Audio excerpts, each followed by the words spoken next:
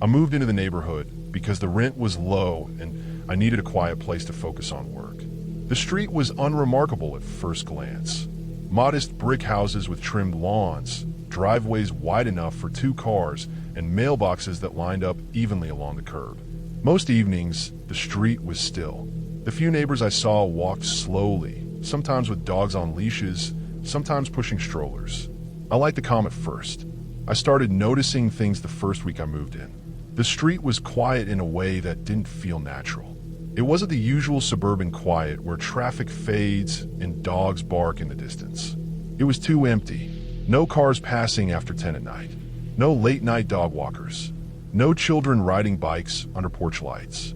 When I went for walks, I rarely saw anyone outside, even during hours most people were awake. Around 2 in the morning, I began noticing lights.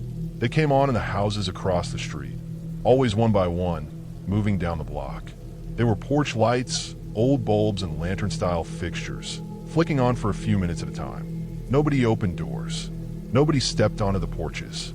They just stayed on until just before dawn, then switched off in the same order. It became a pattern I could almost set my watch by. The next odd detail was the meat. I first saw it on a Wednesday morning when I went outside to collect the newspaper. Small pieces of raw meat had been left in the gutter along the curb.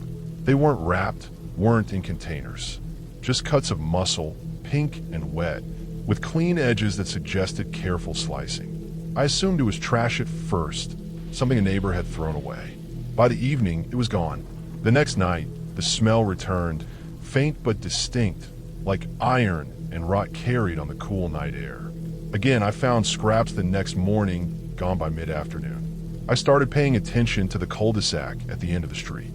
The houses there all had their garage doors slightly cracked open, just enough to let air move. Sometimes I thought I saw something shift behind the openings. A shape, heavy and slow, moving across the floor. It was impossible to tell what it was. No shadows, no details, just motion, a suggestion of weight. I stayed back on the sidewalk, staring, but I never got closer. One night, curiosity overcame caution. I walked toward the cul-de-sac, keeping to the street, staying in the light of my flashlight. The smell grew stronger. Iron and something sharper mixed with a hint of cleaning chemicals. The garage doors were all the same as before, slightly open, and I noticed that the floor of one had dark streaks that could have been oil or blood. I froze, listening. The faint vibration beneath my shoes matched what I imagined heavy bodies would make if moved carefully. I didn't see anything directly, but I felt the presence of motion. The following week, a for sale sign appeared in my front yard. I had not listed the house. It was new, clean, professionally printed. I removed it. The next morning, it was back. This time it had a lock, securing it to the ground with a metal frame. I called the number on the sign from my phone. It was disconnected. I drove to the address listed for the realty company. The office was open, but nobody had record of my house being listed, and the receptionist looked at me like I was wasting her time. The neighborhood continued its patterns. The porch lights came on at 2:30 a.m. in sequence, the way they always had. The meat appeared sporadically in the gutter. I began taking notes, photographing the scraps and the garage doors, trying to document what I saw. No explanation fit. No neighbor was helpful. Most of the people I saw during the day were polite but distant, always looking down when they passed, carrying groceries or briefcases, never making eye contact. I eventually checked property records online. My house appeared normal. No liens, no notices. Yet the for sale sign remained a puzzle, standing in the same spot at night and gone by day. I considered calling the police, but feared they would dismiss me as paranoid. I started sleeping with the windows closed and the doors locked, even during hot nights, and installed cameras inside and outside. The cameras recorded nothing unusual. Empty streets, cars parked as expected, occasional pedestrians walking dogs. The boards of the garage doors shifted with the wind. The air conditioning units hummed. Nothing directly tied to the scraps or the signs appeared. It took a few weeks before I understood. The for sale sign was someone's way of testing boundaries, seeing if I would react. The porch lights were likely on timers or controlled by neighbors as part of an unspoken schedule. The meat in the gutters, I realized, could have been from local hunters or small-scale distributors who discarded scraps during early morning hours. The garages with slightly open doors were storage spaces, fans running, moving items around inside. The vibrations and movement I felt were exaggerated by imagination, heightened awareness, and lack of sleep. The explanation did not remove the unease entirely. Seeing the scraps vanish by morning, feeling the weight of empty garages, hearing the rhythm of lights turning on across the street, it all lingered in the mind. I stopped walking late at night. I started leaving lights on in my house and adding locks to my doors. I spoke to no one about the signs, cameras, or scraps, letting the mystery fade into routine. Over time, the street returned to normal in my perception. The porch lights stayed on timers. The meat no longer appeared, or I stopped noticing it, and the garages became unremarkable. The for sale sign never reappeared after I contacted the company a second time, and I realized that fear often exaggerates minor irregularities into something larger than they are. Years later, I still remember those nights clearly. The smell of iron in the air, the sequence of porch lights, the subtle movement behind the garages. I know now that all of it could be explained by human error, habit, and small routines that seemed sinister when viewed out of context. The neighborhood was quiet because people were careful, private, and predictable. The fear I felt was real, but the source was mundane. I stayed in the house for 5 more years. The street remained calm. The fences were repainted. New neighbors moved in. Life continued without incident. The sense of unease faded, leaving only a memory of watching empty porches and wondering about hidden motion. The story had a clear ending. No trespassers, no criminals, no supernatural events. Just the mind learning patterns, interpreting small irregularities as threats, and slowly adjusting to the rhythm of a quiet street. What had felt threatening turned out to be ordinary, and I finally understood that the neighborhood was never dangerous. It was simply unnoticed, routine, and quiet in ways that my younger self had misread. I moved into the small suburban neighborhood during the late summer of 2019. The houses were tightly packed, their lawns well kept, and the streets narrow and quiet, lined with oak trees that cast long shadows in the evenings.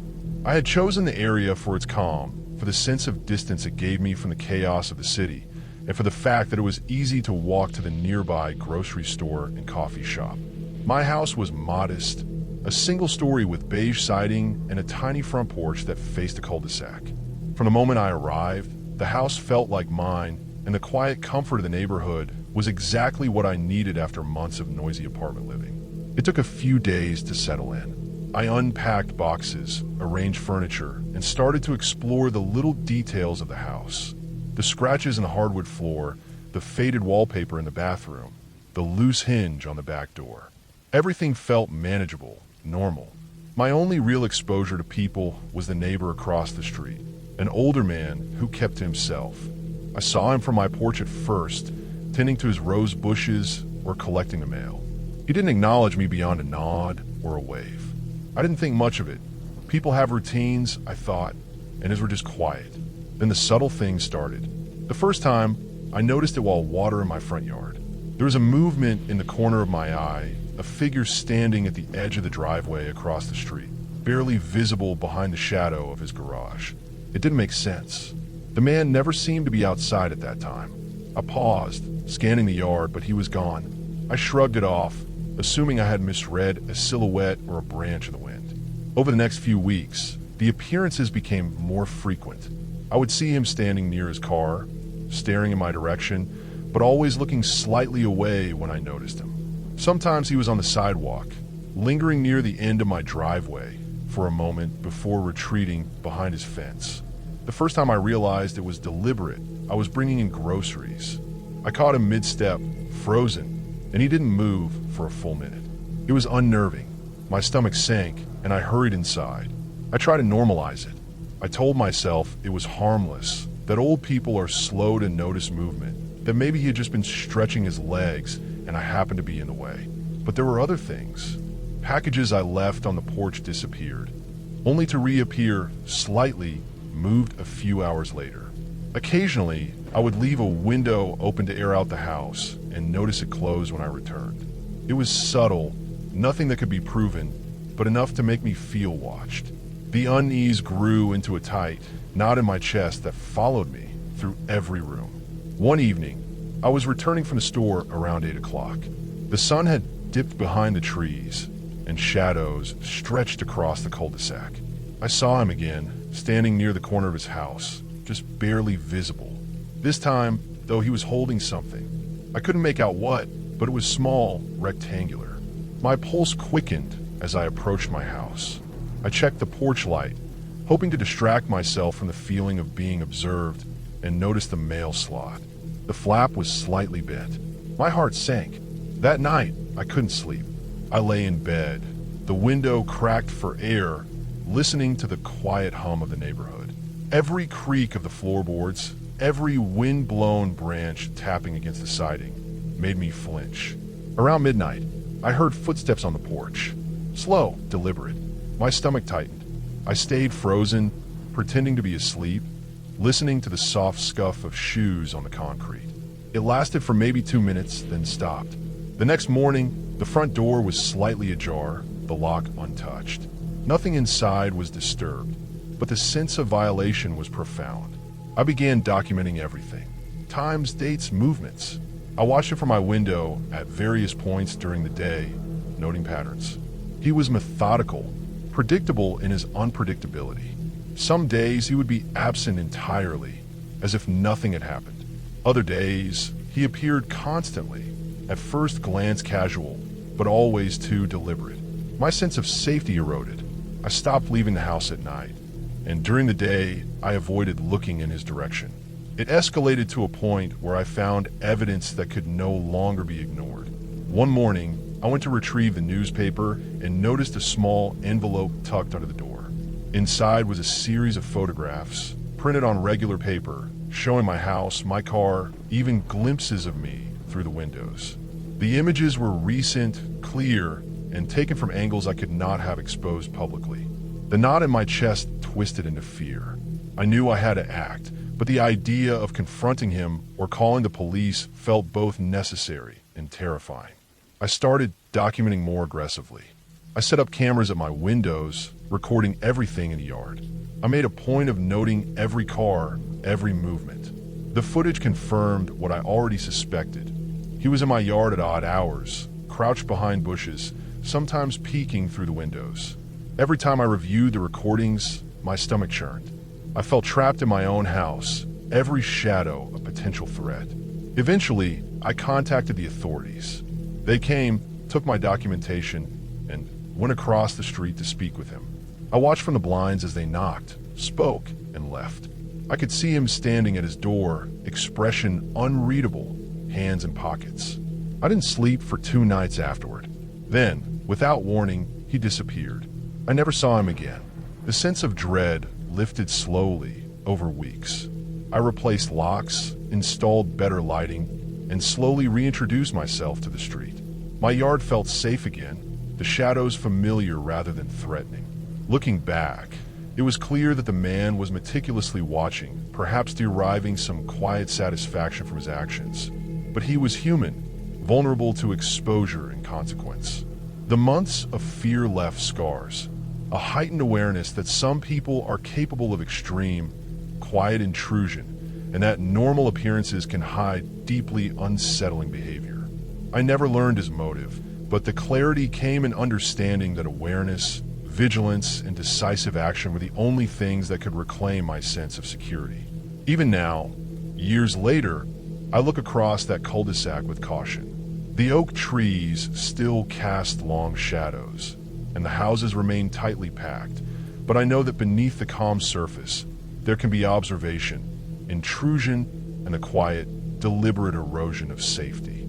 The neighborhood is quiet, almost too quiet, and I'm no longer naive about what lurks behind polite facades. 4 of us rented a house together after college. It was cheap, a flood zone, and we didn't care. The neighborhood was older, streets cracked, and lined with weeds that grew through the sidewalks. Most of the houses were modest, paint peeling on shutters, lawns patchy, and cars that had clearly been parked for years. Behind the neighborhood was an abandoned canal, concrete sides cracked and crumbling, filled with stagnant water and weeds that grew thick along the edges. At first, it was just background, a place we ignored during the day. At night, it became something else. The first time we noticed the noise, it was subtle, a splashing sound, slow and deliberate, like something wading through the water rather than swimming. It echoed faintly through the backyards, carried by the humidity and the stillness of the night. None of us said anything at first. We weren't sure if it was a raccoon or a stray dog, but it didn't fit. The pattern was too steady, too controlled, almost like someone pacing. Our neighbors warned us not to go near it. They spoke in casual tones, the kind of warnings that weren't meant to explain, just to discourage. They said kids had disappeared there in the 70s. They didn't elaborate, wouldn't, and we didn't push for details. The warning sat in the back of my mind, a quiet unease I tried to ignore. Weeks passed. The nights grew hotter, the canal water stagnant and smelling of decay, and the splashing continued. Sometimes we would stay up late, windows open to catch a breeze, and hear it rhythmically, almost taunting. One night, I got up to check the backyard. The moon was low and thin, casting slivers of silver across the lawn. I stared into the overgrowth, trying to make sense of shapes, shadows, anything. There was nothing at first, only the thick reeds and stagnant water reflecting the weak moonlight.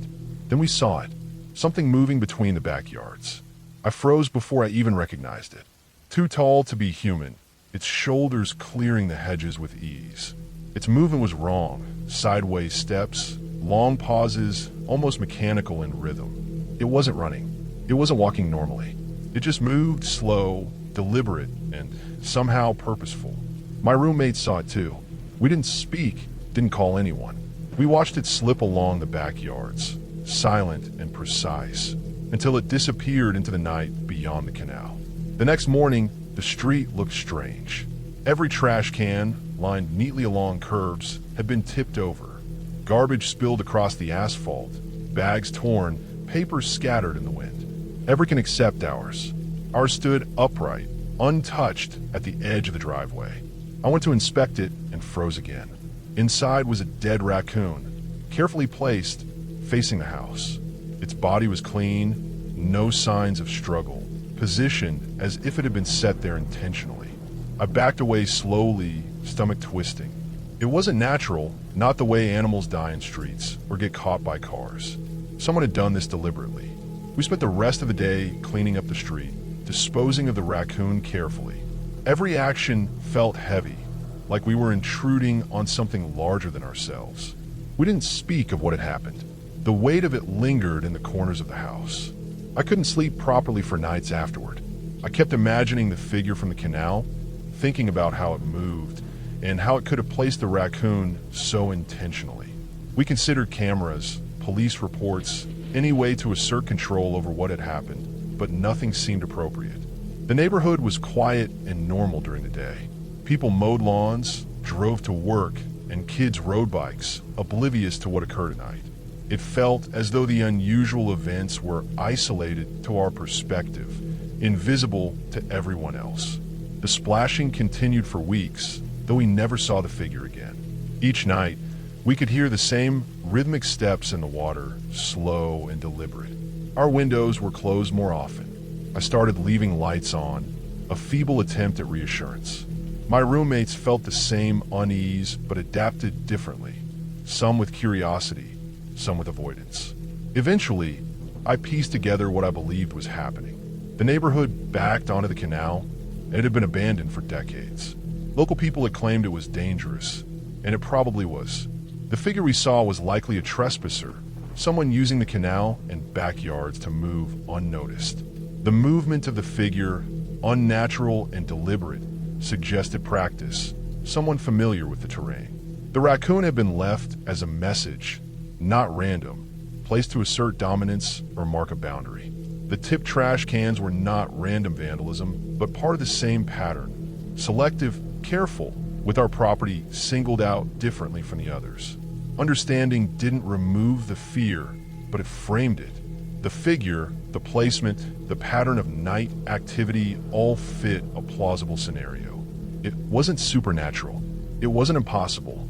It was someone exploiting the isolation and our lack of familiarity with the area. Knowing this, we changed our habits. We avoided the backyard at night, installed motion lights, kept doors locked, and became more aware of the sounds the canal made. The splashes were probably from wading through shallow water, maybe with tools or supplies, and the raccoon was part of a long pattern of marking territory. In the weeks that followed, nothing escalated. Trash remained upright. No further animals appeared in our can. The splashing continued, but was less frequent, less focused.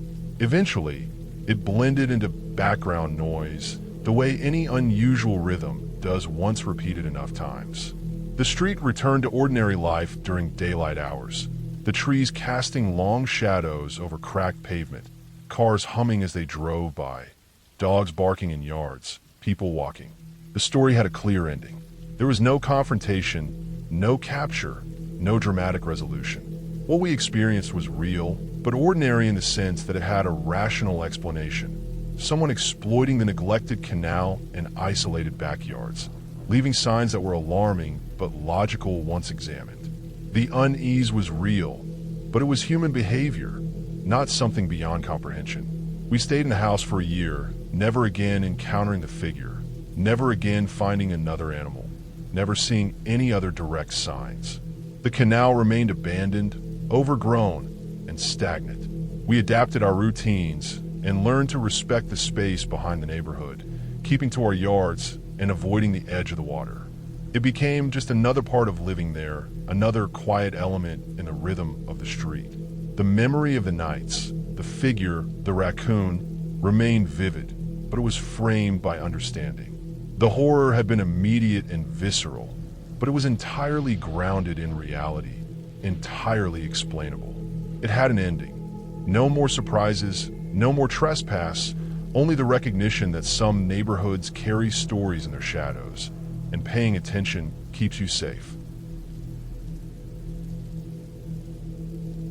It was early autumn when I first noticed the house at the end of my street. I had lived in the neighborhood for nearly 7 years, a quiet block lined with maple trees and neatly trimmed hedges. People here kept to themselves, but they were predictable, reliable, the kind of neighbors who waved from a distance and nodded when passing on the sidewalk. That particular house had always been empty, or at least that was what I assumed. It was an old 2-story frame home, paint peeling at the corners, windows clouded with dust. The lawn had grown wild, tall grass swaying over an uneven yard. In the mornings, I would pass it on my way to work and notice that nothing changed. No curtains moved, no mail accumulated, just silence and the faint scent of damp earth that always seemed stronger near that corner. One Saturday, I was walking my dog later than usual. The sun had already dipped, leaving a gray cast across the neighborhood. My dog, normally restless, stopped abruptly, ears raised, staring at the house. That's when I saw him for the first time. A man standing on the porch. He wasn't moving much, just leaning against the railing with his head slightly down. My dog growled softly. I felt the hair on my neck stand up. I had never seen anyone there before. The street had been empty when I walked past, but now there was him, and he didn't move even when I slowed down. The porch sagged under his weight, and the shadows of the overhanging trees cast patterns across his face, though I couldn't make out details. I thought about calling the police, but something about the situation didn't feel urgent. The man wasn't doing anything overtly threatening. Still, I couldn't shake the feeling that the house had always been meant to be empty. That night, I couldn't sleep. I kept imagining the man still on the porch, watching, waiting. The next day, I left for work early, hoping he'd be gone by the time I passed. But he was there, in the same position, staring out toward the street. I began timing my walks to see if he moved, if he left, if anyone else approached.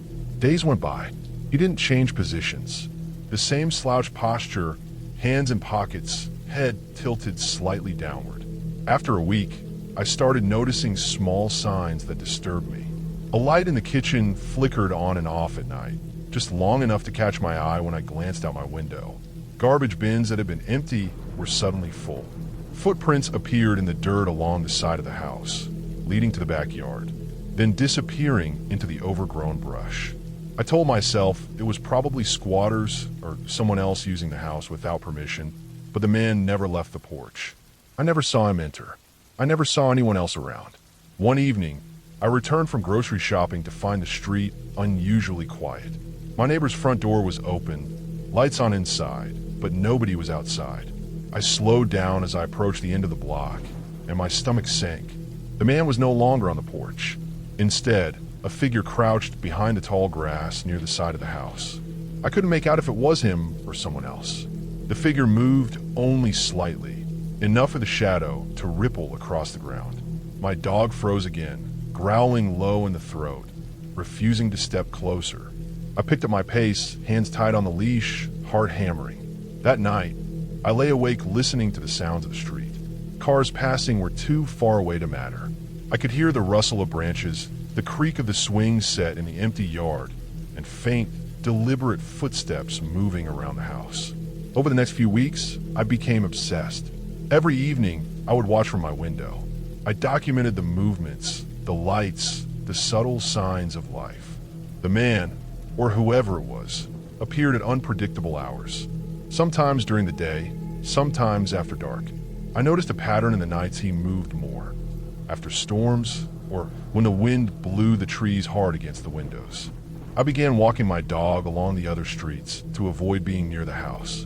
I started avoiding the end of the block entirely, cutting through alleys or taking longer routes just to bypass it. The neighborhood felt smaller, the air heavier, every routine distorted by the knowledge that something or someone was living there and I didn't know what. One morning, I saw a moving van parked on the street. Boxes stacked neatly, a man unloading furniture, a woman pointing at a paper in her hand. I thought finally the mystery was over. The old house would be occupied. Life would resume a normal rhythm. But the man on the porch was still there. He didn't move. The couple carrying boxes didn't see him. I watched them laugh quietly as they stepped inside. The man on the porch shifted slightly, as if acknowledging something, and then went still again. A week later, I noticed police cars parked outside the house. I hurried over, curious, but kept a safe distance. Officers were speaking to the occupants, gesturing toward the yard, taking notes. I overheard fragments. Previous resident. Missing last seen. Report. The officers didn't seem alarmed, but they were thorough, moving slowly from room to room. When I returned home, I researched public records. The house had been uninhabited for nearly 3 years. The man on the porch had no listing. There was no tenant, no records of ownership changes in recent years. I couldn't find him anywhere. Months passed. The neighborhood returned to its calm rhythm. Children played in their yards. Neighbors mowed lawns, waved from the sidewalk. The house at the end of the street remained empty, just as it had before. But sometimes late at night, when the wind blows cold and the streetlights flicker, I think I see a shadow on the porch. A slouched figure leaning against the railing, head down, watching. I tell myself it's a trick of the light, imagination fueled by months of anxiety. I've tried to dismiss it. I walk my dog past the house again, and the grass crunches underfoot. The familiar scent of damp earth rises. Everything seems unchanged, yet I know, somehow, that someone or something was there. Not supernatural, not explained, just human and persistent in a way that made the normal world feel fragile. The clarity, I think, comes in the understanding that the fear was never about monsters or ghosts. It was about the certainty that someone could exist in the same world as you, unnoticed, observing, and that the world might continue around them without anyone ever acknowledging it. The man never harmed anyone, never spoke, never entered the house publicly. Yet he left traces small, subtle, undeniable. Footsteps, fleeting shadows, the feeling of being watched. That's what made it terrifying. Not horror in the usual sense, but the realization that people and the unknown human behaviors can exist quietly in the spaces we consider safe. And once you notice that The comfort of your neighborhood, your street, your home, never feels quite the same again. I stopped walking past the house at night. I stopped glancing toward the end of the block. And yet, in the back of my mind, I know the porch will always hold that figure. Waiting, watching, silent. A reminder that the world around you is not as controlled as you like to think. The mystery of the house ended only with the certainty that some presences do not need to announce themselves to affect your life forever. I moved there because rent was cheap and I needed somewhere quiet after my divorce. I wanted a place where nothing asked questions and nothing expected answers. The house was a split level with beige siding and a shallow front yard that had been edged too many times, the grass cut short enough to look tired. It sat on a street that curved gently and ended in a cul-de-sac. Every driveway had 2 cars. Every porch had a light fixture that matched the rest. Plastic basketball hoops leaned at angles that suggested no one had touched them in years. It looked like a place built to disappear into. The first thing I noticed was the silence. It was not the calm kind that comes from distance or trees. It was not the soft hum of traffic held back by walls. It was empty. No barking from behind fences. No nails clicking on concrete. No tags brushing against bowls. No leashes. No walkers at dusk. I had lived in quiet places before, but never one without animals. It felt edited. I worked night shifts at a regional distribution center. My schedule was backward, and my body learned the hours fast. I slept through late mornings and woke as the sun went down. The neighborhood moved in the opposite direction. Curtains closed as mine opened. Cars returned and then stayed put. By midnight, the street became still enough that I could hear my refrigerator cycle. Around 2:30 a.m., porch lights began to turn on down the block. It always started near the entrance and moved house by house toward the cul-de-sac. Not at once. A few seconds apart, steady, like a slow count. Nobody stepped outside. No doors opened. The lights stayed on until close to dawn and then went dark in reverse order. I told myself it was a timer issue or some kind of coordinated security thing. It happened every night. On my walk to the mailbox one morning, I saw the first scraps. They were in the gutter, pressed against the curb, clean cuts of meat that had not touched packaging. Pink surfaces shone in the sun. Edges were sharp, not torn. There was no breading, no fat trimmings, no bones. It did not look like trash. It looked placed and then forgotten. The smell was faint then, iron mixed with water. By evening it was gone. The street looked washed. The scraps appeared again 2 nights later farther down, closer to the cul-de-sac. Then again on the opposite side. Always gone by morning. I never saw flies gather. I never saw animals drag them away. The silence held. I started paying attention to other details. Trash bins stayed clean. Recycling cans held cardboard and plastic only. No pet food bags. No litter boxes. No chew toys in yards. I noticed vents added to some garage doors, low and wide, painted to match. I noticed that the cul-de-sac had no street light, just the glow from porches and garage bulbs that burned through the night. One night after my shift, the smell reached my driveway. It was heavier, mixed with rot and cleaning chemicals. It clung to the back of my throat. I followed it without planning to. The street sloped slightly toward the circle, and the odor grew denser with each step. Every house, there had its garage door cracked, open a few inches. Not enough to see inside. Enough to let air move. Fans hummed low. The ground vibrated in a way I felt through my shoes, a slow thud that repeated with pauses between. It was not mechanical in a sharp way.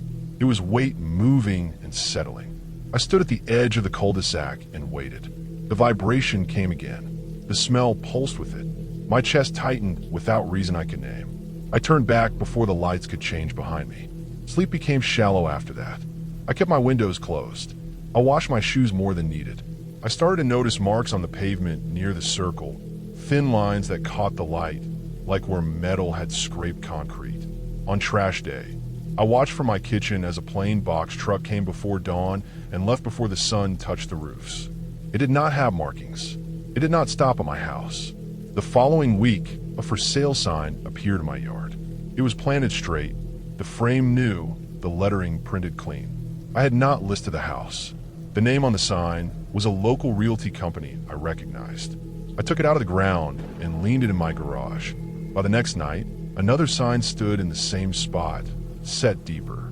I removed it again. A third appeared 2 days later with a lock on the frame.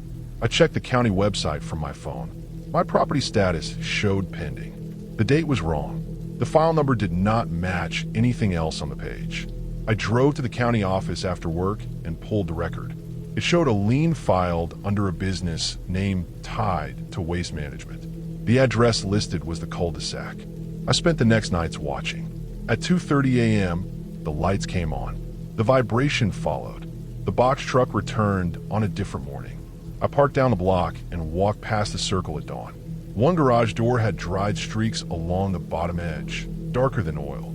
The gutter nearby held a smear that had been scrubbed but not erased. I reported the signs to the city through the anonymous portal, attaching photos and times.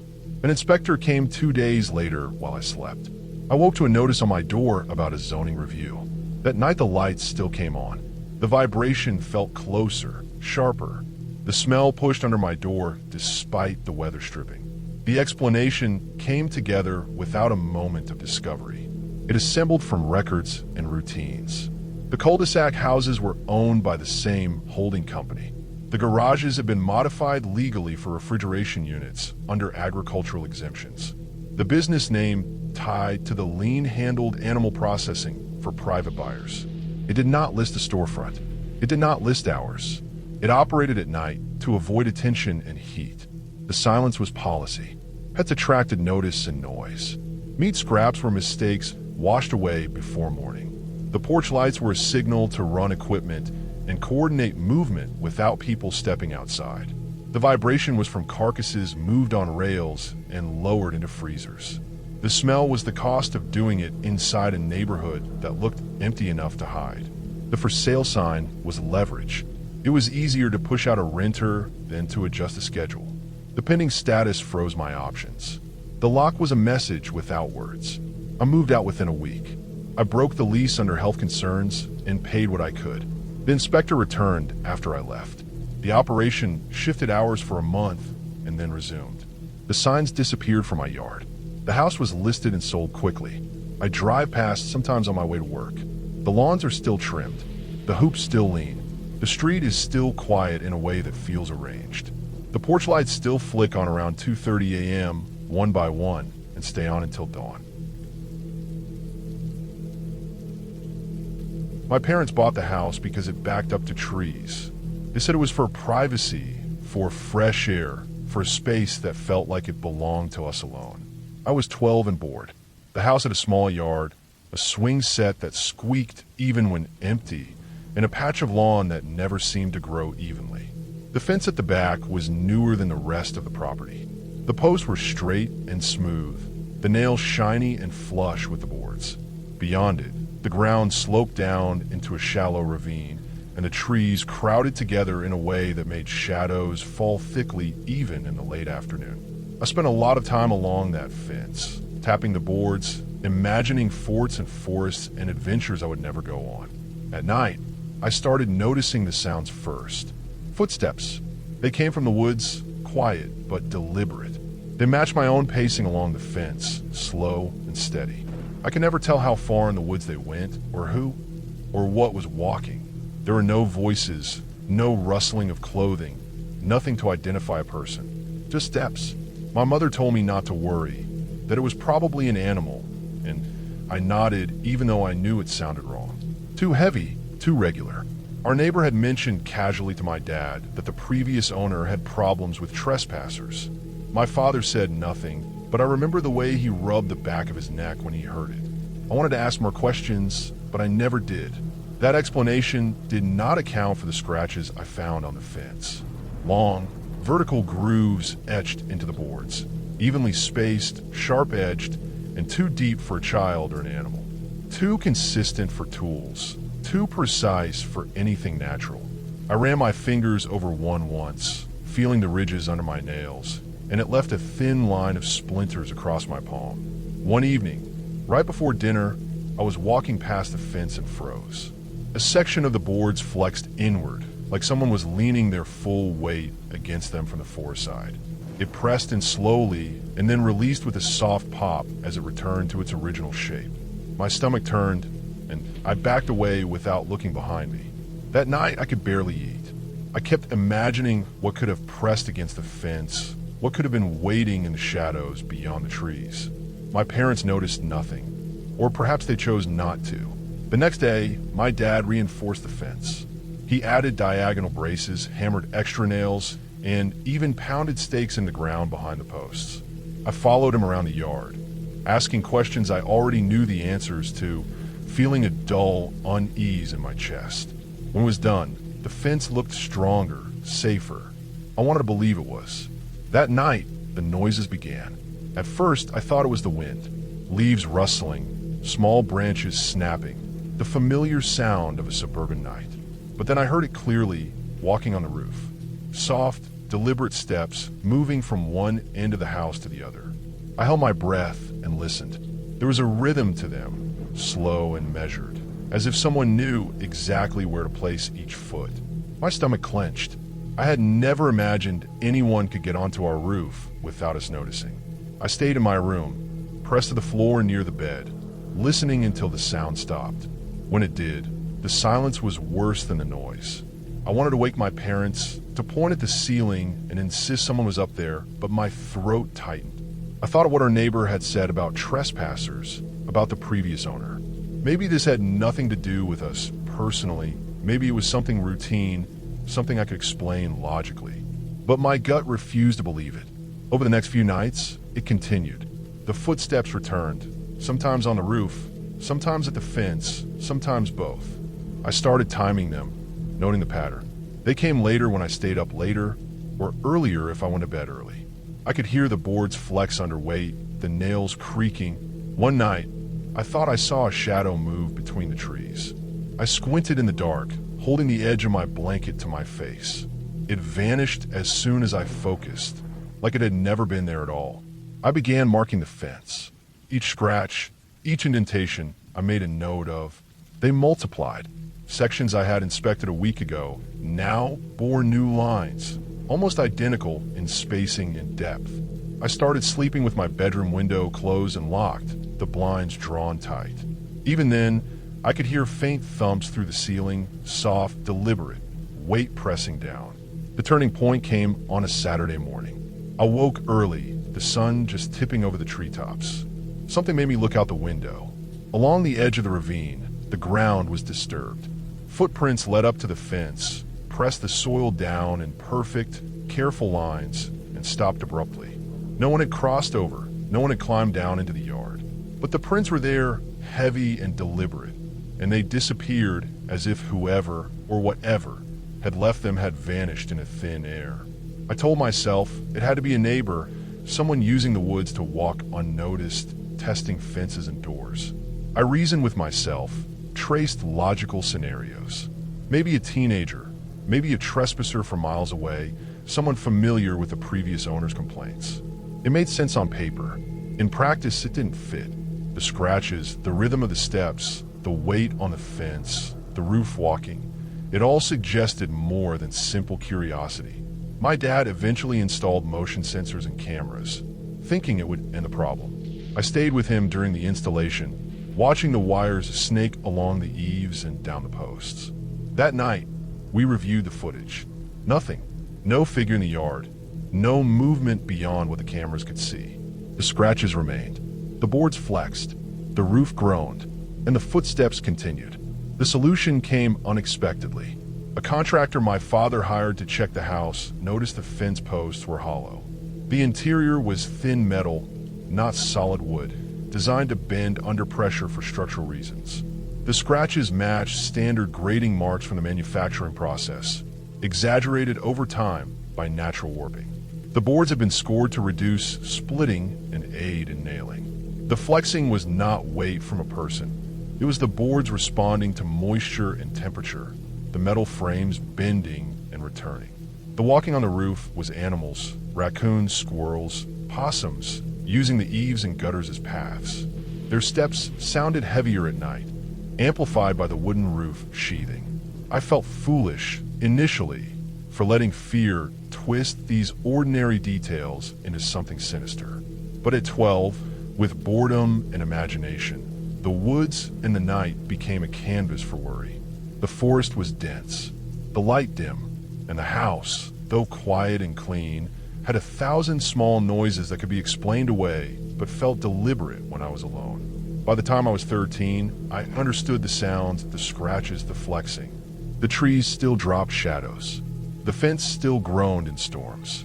Animals still walked along the roof. I never stopped walking along the fence during the day, pretending to patrol it, imagining what could hide in the trees. But I no longer feared it. My parents never knew how real it felt to me then, and maybe it was better that way.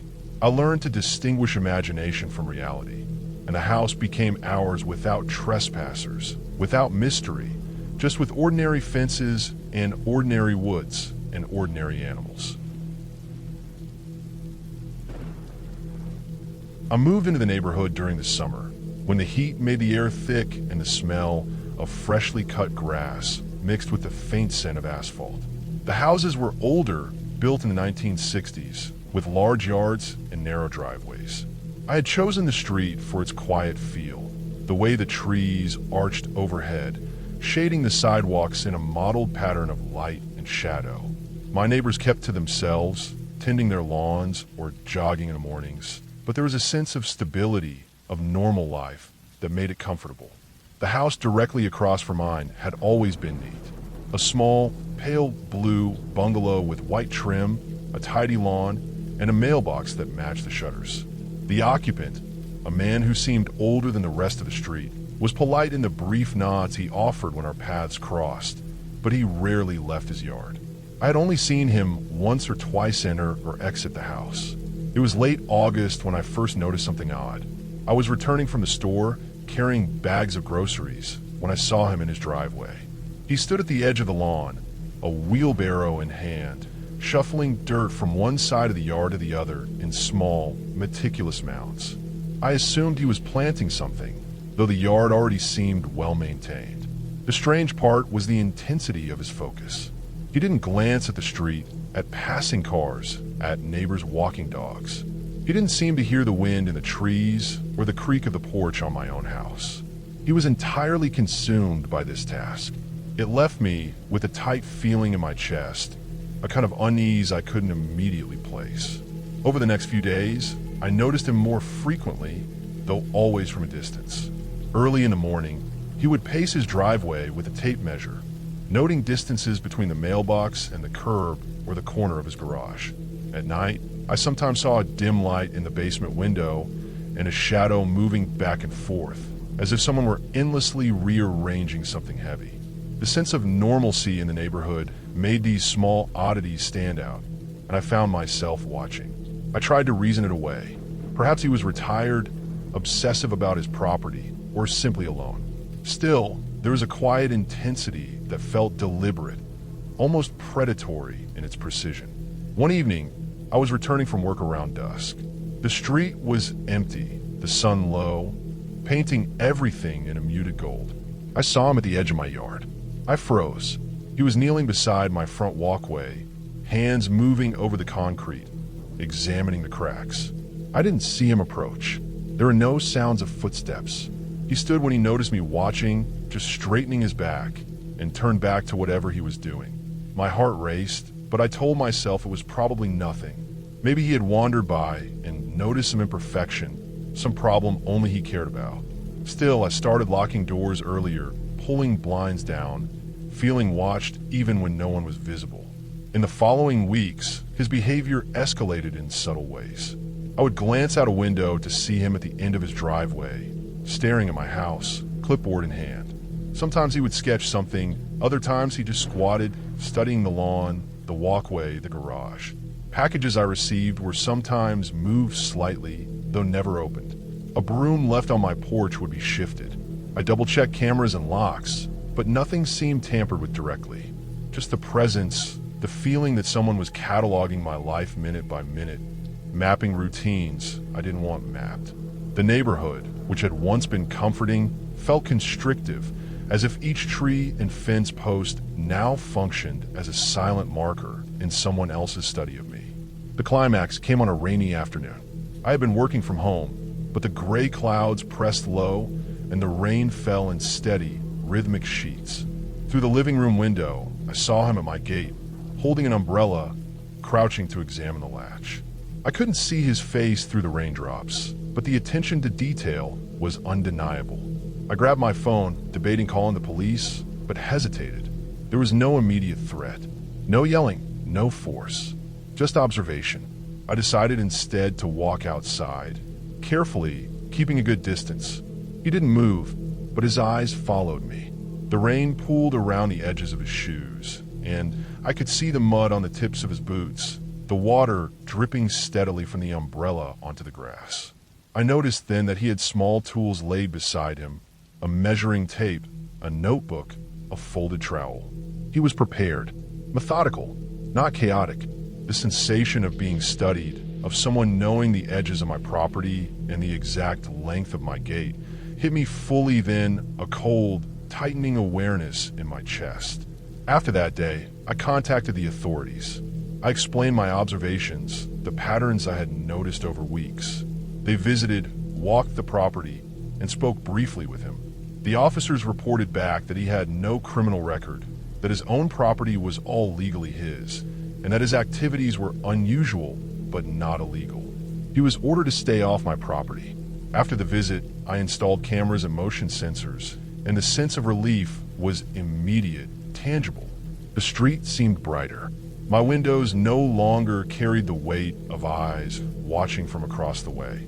The man returned to the quiet of his yard, the intensity still present, but no longer bleeding into my space. Months later, I learned more about him from the neighborhood gossip I had previously ignored. He was a retired engineer, meticulous to the point of obsession, who had lost his wife several years ago. He spent his days walking the neighborhood, cataloging changes in structures and landscaping, keeping notes in a personal project that only he understood. The same focus that had unsettled me was simply a manifestation of a mind accustomed to precision, a need for control in a world that had shifted without him. The story ended clearly, with the reassurance that the disturbance in my life was not malevolent, only human. My vigilance and eventual intervention had created boundaries, and the world returned to a stable rhythm. I still notice him across the street, clipboard in hand, measuring something, noting something, but I no longer feel the same creeping unease. The lesson, I realized, was not about evil neighbors or hidden threats. It was about boundaries, the subtle intrusion of someone else's routines into your own, and the importance of acknowledging and reclaiming your personal space. The house across the street remained as it had for decades, orderly, quiet, methodical, and I learned to coexist with the presence without allowing it to dictate the texture of my days. Birch Lane was a quiet street at the edge of town, narrow and lined with tall maples whose branches arched over the asphalt, forming a canopy that kept the sunlight mottled even at noon. The lane ended abruptly at the woods, a dense tangle of oaks and birches that seemed to grow darker and taller the farther in you went. Every kid in the neighborhood knew not to cross the last mailbox. The boundary wasn't marked by a sign or a fence. It existed in the way adults averted their eyes and the stories whispered in backyards. Still, rules like that were meant to be tested, and we tested them constantly. The house sat just beyond that final mailbox, hidden among the trees. From a distance, it was dark, almost swallowed by the forest. No number, no light, no sign of life. In the fall, when the leaves were wet and decomposing on the ground, the smell of that place carried down the lane, a sour, damp odor that clung to our clothes and hair whenever we got too close. The adults never spoke about it, and the maps never listed it. It was as if it had been erased deliberately, though by whom I could never tell. We approached it cautiously, as close as we dared. The yard was overgrown, branches scraping the sides of the building, weeds cracking the concrete of a long-abandoned driveway. Windows were dark, curtains drawn tight. But once, when the late afternoon sun slanted low and struck the windows just right, We saw a figure behind one of them. It didn't move. It simply stood, impossibly tall, its head brushing the top of the frame. The shape was human, but the proportions were wrong, unnatural. I remembered the way it filled the window, a rigid silhouette that refused to retreat, that seemed to stare out without blinking. The smell of damp leaves was stronger that day, almost choking. After that, the neighborhood changed. Kids started moving away. One family left quietly, no reason given. Then another, until the street felt hollow. Even the ones who stayed spent less time outside. The spaces between houses grew eerie, the quiet stretching over lawns and porches like a weight. Parents whispered about jobs, schools, and opportunities, but none mentioned the house or the woods. I never saw anyone go in or come out. The yard grew wilder. In the winters, the snow would drift across the steps of that house, untouched, smooth as marble. In the spring, saplings pushed through cracks in the concrete, forcing the asphalt to buckle at the edges. I left Birch Lane when I was 17. The house and its peculiar shadow became part of my memory, like the smell of wet leaves or the way sunlight made the maple leaves glow gold. Over the years, I tried to tell myself it was imagination. Maybe it had been a trick of the light, a tree limb pressed against the window at the perfect angle. Maybe the silhouette had been a person hiding. My mind kept searching for plausible explanations, but the memory had weight, heavier than the years I spent away could lift. 20 years later, I drove past Birch Lane. I had an appointment in town, and the route took me past the old street. I didn't expect much to have changed. The lane was still narrow, still shaded by maples. But as I approached where the last mailbox used to be, I noticed something immediately. The road no longer extended as far. It ended abruptly, shorter than I remembered. The woods were closer now, spilling over the asphalt, branches bending lower, the canopy thickening. Where I had once carefully gauged the distance to the hidden house, there was nothing but dense trees. The land seemed to have reclaimed the space, erasing whatever had been there. I stopped the car on the shoulder, my hands gripping the wheel. The smell was familiar, almost unbearable after 2 decades.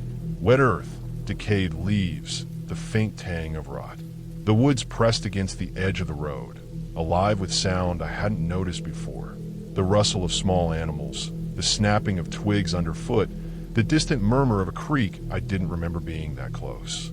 The air was heavier here, humid and oppressive. The wind moved differently, carrying the scent and the weight of the forest, as though the lane itself had shrunk under the pressure of the trees. I walked a few steps forward, my boots crunching over leaves and gravel. There was no sign of the house, no window, no outline, no clearing that suggested it had been there. My mind went over possibilities. Perhaps it had been torn down when the families moved away. Maybe the land had been bought, the structure removed, the plot cleared and absorbed into the woods. But the memory of the figure at the window resisted that explanation. It hadn't seemed like a house that could vanish quietly. There had been structure, presence, mass, and that silhouette had filled the frame in a way nothing else could. The forest seemed too close, unnatural, as if it had encroached rapidly in the years I was gone. The street signs were still there, still marking Birch Lane, but the final stretch had vanished into shadow and leaves.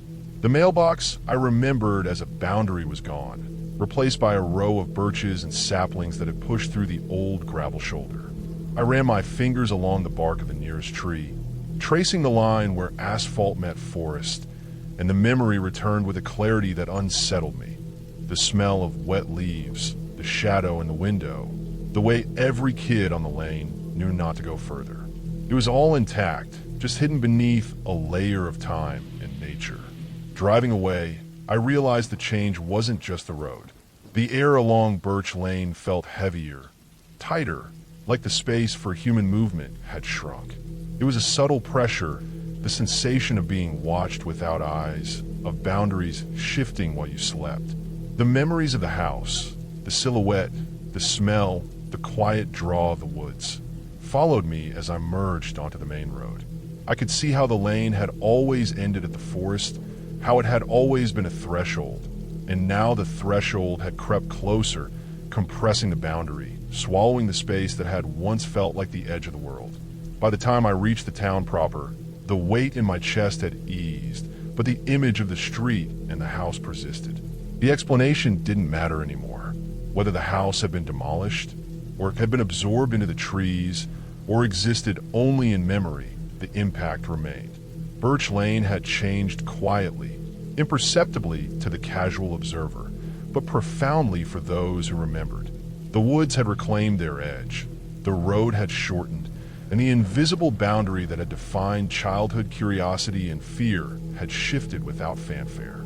I understood, finally, that some boundaries exist to protect more than the physical. The house, the silhouette, the wet, sour smell of leaves. All of it was a marker of limits, a caution quietly enforced.